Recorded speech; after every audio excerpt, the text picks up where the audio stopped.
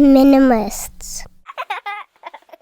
Do you guys have any tips on getting rid of things during the COVID restrictions? So I've got a pithy answer for you here, Ryan. So getting rid of things during COVID, as soon as that question came in, I agreed with it. I'm like, yeah, I guess it is more difficult. I'm like, wait a minute. So here's my pithy answer, and then we'll unpack it. Even the best excuse is still an excuse. Why is it actually more difficult to get rid of things during COVID? In a weird way, it should be even easier because you're confronted by the stuff more. You're at home more frequently. Yeah. It's been easier for me, man, for sure. Yeah. Although finding a place to donate to has been a little bit more difficult. Yes, I do have a box of donations sitting in the back of my trunk that's been there for a couple weeks. We found a Goodwill that was open. Yeah. And it's on the one in our neighborhood is closed. I think it's closed permanently. Oh, wow. But anyway, there was one neighborhood over, basically. I'll give you the address after all this. But also, you can find places that pick up stuff for you as well. Donationtown.org is a great resource. That's what I should do. Yeah, and so places will pick stuff up, especially if you have big ticket items, you have big furniture or something, you want to get rid of a couch or a mattress.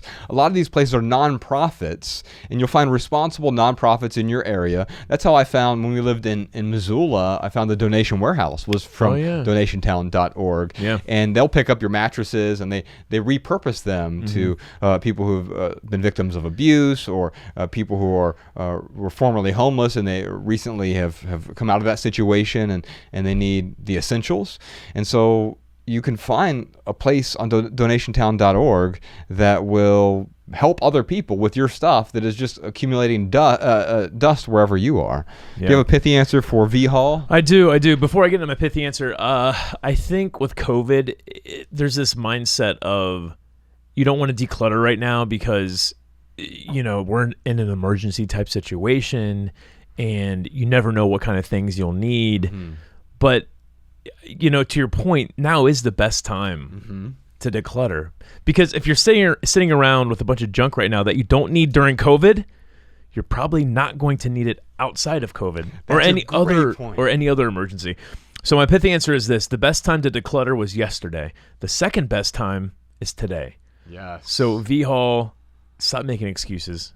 But we're not here to judge, right? But an excuse is an excuse. Indeed. And so you bring up you brought up the word emergency, and I like that because we have another rule in the minimalist rule book called the emergency items rule. So we often are allergic to just in case items because just in case enables us to hold on to everything. So there's another rule in that book called the 20/20 rule that allows you to get rid of just in case items. But there's a small subset, the subcategory of just in case items that are useful. We call them emergency items, and hence the emergency item rule. And the thing I like about this rule is it is situational, and so it changes as your life changes. When you and I lived in Montana, we actually needed a few more emergency items, right? Because there's winter. Yes, and it's not a fun winter there either. Right. No winter here in LA. Right. Here it's like late summer. Yeah. And so the thing about these emergency items is we have to be really honest about what we need. And Ryan, you hit the nail on the head.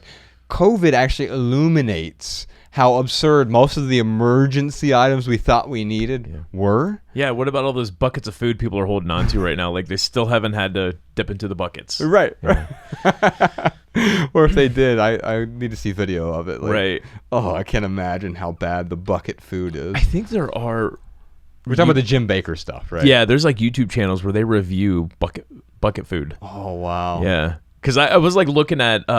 during the earthquake, like when we had that big earthquake, I was looking at like, how to get prepared for an earthquake, and I came across the bucket of food reviews. Anyway, it's interesting because, dude, you're, it's like a, a food review, but it's for a bucket of food. It's nuts. Right. Now we did a podcast episode, I think it was with TK Coleman, about preparation. And let me see if I can find it here. The thing we talked about, though, is like there are certain things that we have as it was episode 224.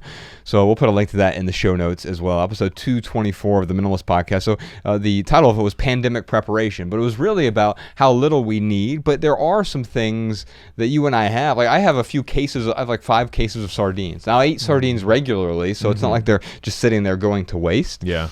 But that's my food bucket effectively. Yeah. I mean, I've got like I probably have 2 weeks worth of like freezer meat in my freezer.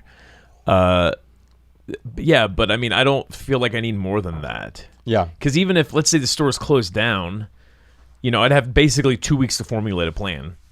But having 6 months worth of food, what does that do? Because let's say you are in a situation where you have to, have a food reserve for 6 months. Well, what do you do in that 7th month? So maybe you should have a 7th month of food supply. Right. I mean, it's just endless. No matter how much you prepare, you can't be prepared for everything. And in that episode, go back and listen to it if you're interested, because we talk about time frames and what Ryan and I prepare for and how we differ a little bit as well. So you can check that out, episode 224.